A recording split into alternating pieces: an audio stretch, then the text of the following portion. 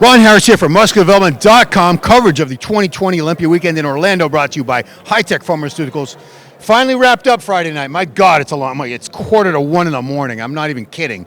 This thing just wrapped up. I'm here with Milos the Mind Sarcev. Did I say it right or did I screw it up? You are doing it pretty good lately, so you did it just right. All right. So before we get to the results of tonight, we did have, most of you guys want to know how the Olympia judging went. So, and I haven't talked to you about that. I'm curious to get your thoughts on it. So, reigning champion Brandon Curry came back. Phil Heath came back to try to get number 8. Big Rami was up there. William Bonac looked great. Hadi Chupon. But I want to get your top 5 first before we do anything else. How do you, if you were a judge, based on what you saw tonight, how would your top 5 for the Mr. Olympia look? I think that Rami won. I mean, really, he was just too much. He had too much width, great abs, and as much as we were hoping that Phil Heath is going to come with a solved problem in midsection, initial couple of minutes was controlled, and right after that he started losing it, and it was apparent. I mean, at the Mr. Olympia stage, you can relax for a moment, and he did let it go, and I think that's going to cost him. So I do see a fight between Rami and Phil for first and second. And we also, it's easier for us to judge when you see positioning on the stage, because you know how judges, when they move you somewhere, Brandon, I thought would be very comparable to Phil. So I'm not sure that Phil is going to beat Brandon, not exactly. But then again, I wasn't really watching on the stage because I was too far. I was watching more on the screen. So I don't know how accurate that would be. He had a better V-taper, smaller stomach, and he was even in the back shots. He was still comparable. The one thing I worry about as far as Brandon Curry keeping his title is he faded pretty badly. And these guys were probably backstage for 6 or 7 hours. They thought they were going to go. I bet they thought they were going to go on at 9 o'clock at night. They went on around 11 o'clock. Yeah. They probably weren't getting all their meals. It had to play a big role. But his legs, in particular, to me, got really smoothed over. Yes, I see that. And you see me as a coach. When I coach somebody and you plan to be on the stage at 8 o'clock or 9 o'clock, and instead you go there at 11:30, it's a big story. And I think that affected a lot of guys, because backstage you don't want to necessarily eat something or drink something because you don't know when you're going to be on. So I think that many guys actually lost conditioning a little bit. And I was saying going into this show, there's going to be between Rami and Phil. Thinking that Phil has that greatest physique and gifted athlete, three-dimensional thing.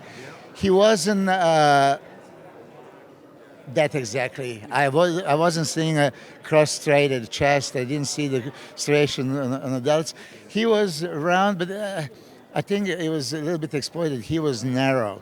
And when narrow guy stands next to Rami, Rami is going to overpower you from all frontal poses.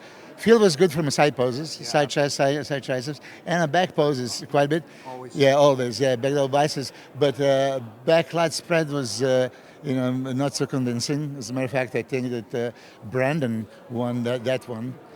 Hadi was, for some reason, denied initially, and then they brought him back. Yeah. So I think that Hadi is definitely playing top 4 role, and 5th would be Bonac.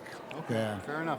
So let's get into some results. We'll start with the 212 because that's what a lot of people care the most about, is the 212 division. We did get a new Mr. Olympia 212 champion in Sean Clarita, and we both called that after judging, and we thought he was the rightful winner. No disrespect, Kamal looked great, but Sean really brought it. He's got a beautiful physique, beautiful shape, round, full muscle bellies, and tiny little joints. Yeah, I think that you said the same thing. Mark Anthony said the same thing.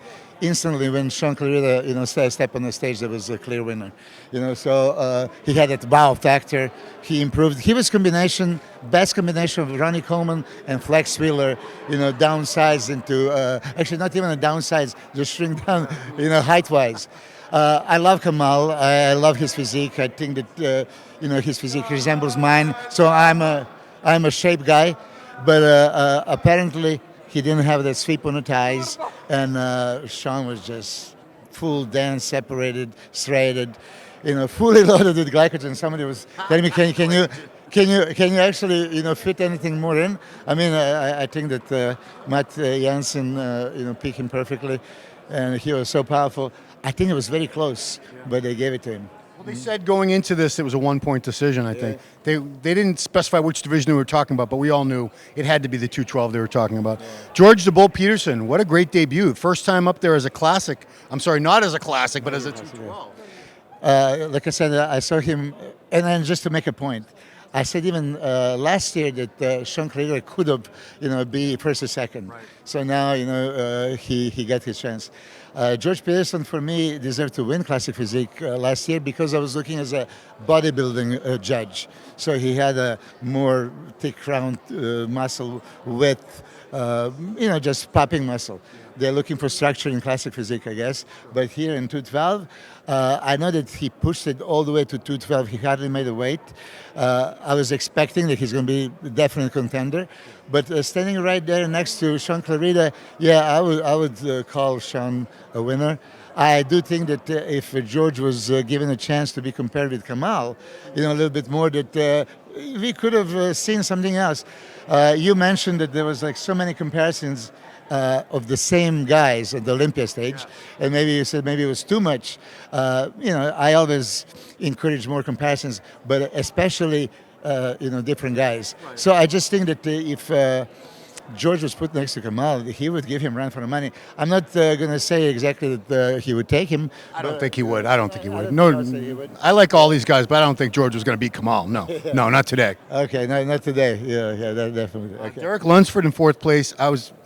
I don't want to say disappointed, because I'm sure the guy, he worked his butt off for this show. I was just expecting more of a pop, a fullness.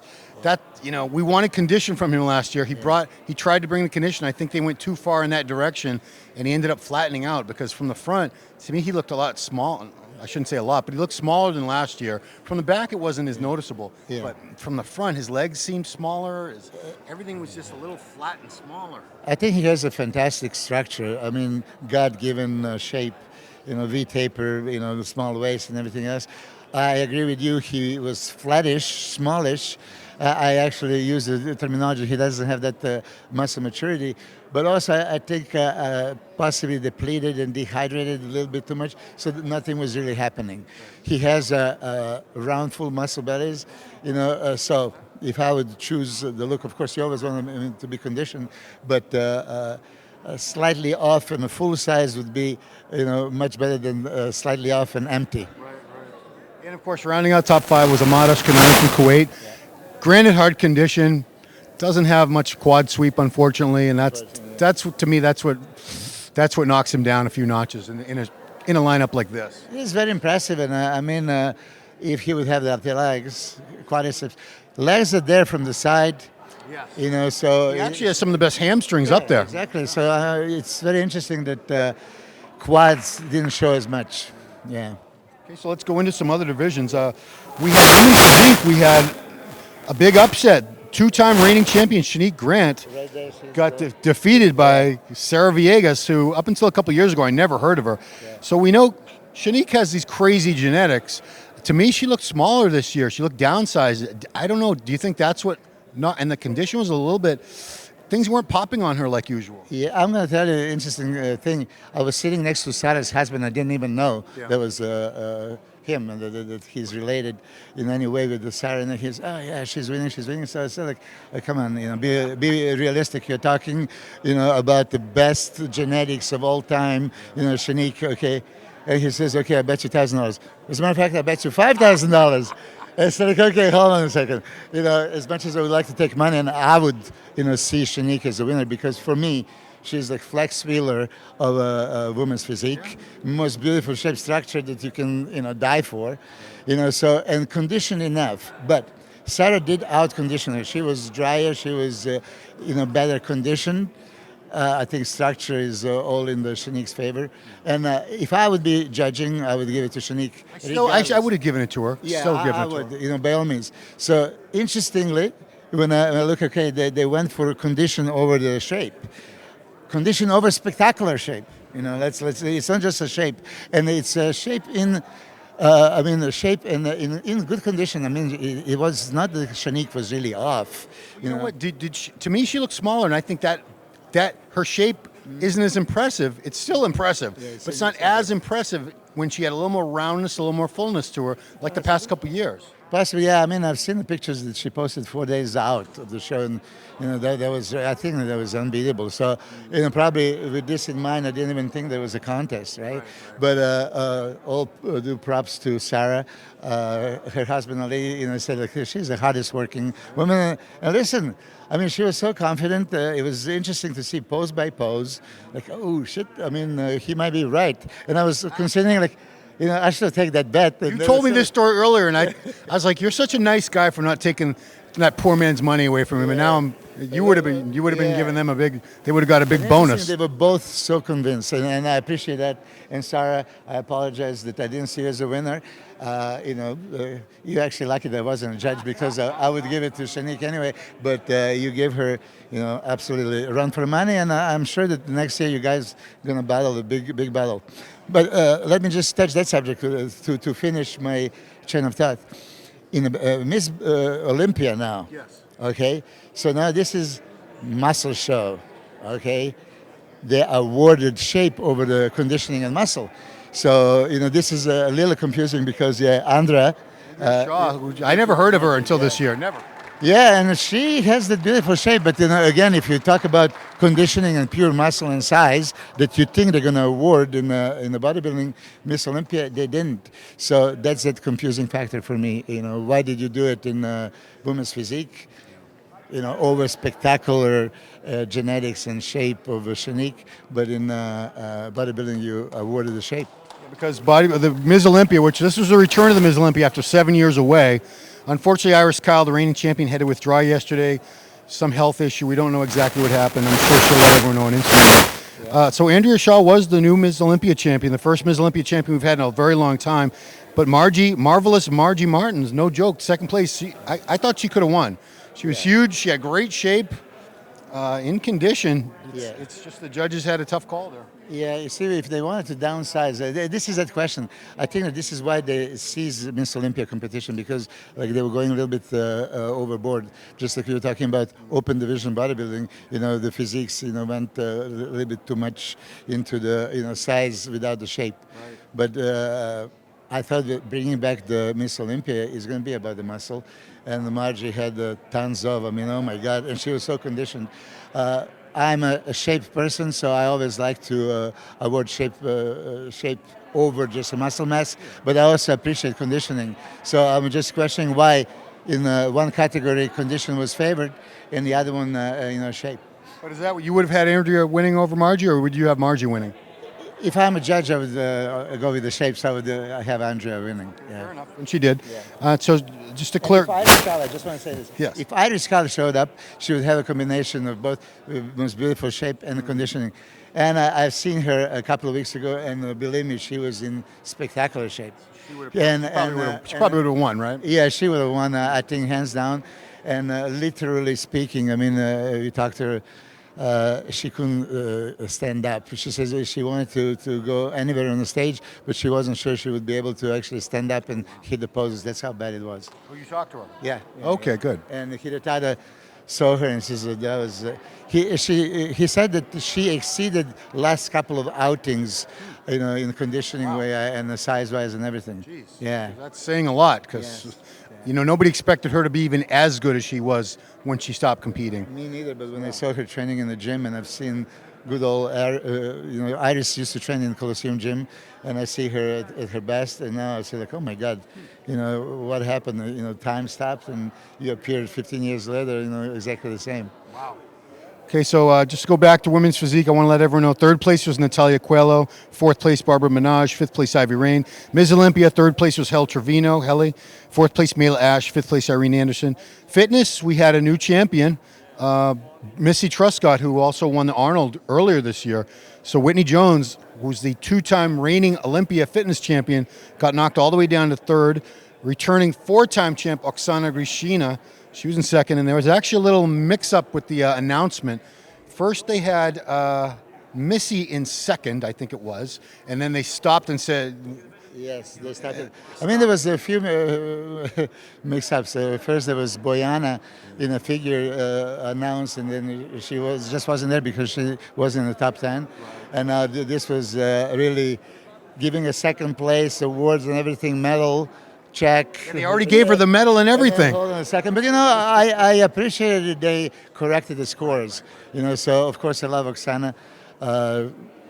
True champion. She did a great routine, but Missy gave her run for money in routine. She did like a backflip off a giant steel cage. How are you going to beat that? I mean, yes, and then physique-wise, I think she definitely won that. That's how she ended up ahead of Oksana. Yeah. So fourth place Ariel Kadir, fifth place Jacqueline Baker, but yeah, a new champ in the women's fitness Olympia. Why did I say women's? Figure. We had the reigning champ Sydney Gillen come back and get, I think it's her third title. I just want to say about vitamin C, like Sydney, Vitamin right? C. That's her Instagram. You're right. Yeah, exactly. She's spectacular. This is like probably the best overall shape when you look at the shoulder to waist ratio, the sweeping thighs, separation. I mean, oh my God, if bodybuilders would get in this kind of condition and have that kind of shape, just a little bit, oversized, that would be unbeatable. It's funny we talk about how gifted some of these men are, but actually some of the best genetics are in these women's divisions. Some of these women are specimens. My goodness. Figure, all top 5. Yeah. Spectacular bodies, spectacular. So still feminine, muscle tone, shapely, waist disappearing. I love figure girls. Yeah. So the top 5 was, of course, vitamin C. That's vitamin with a VY, if you want to check her out on Instagram. Sydney Gillen. Second place, Natalia Soltero out of Mexico. Nadia Wyatt in third. Nicole Zenobia Graham in fourth. And Nadia Watts in fifth. So that wraps up tonight, guys. We're going to be back.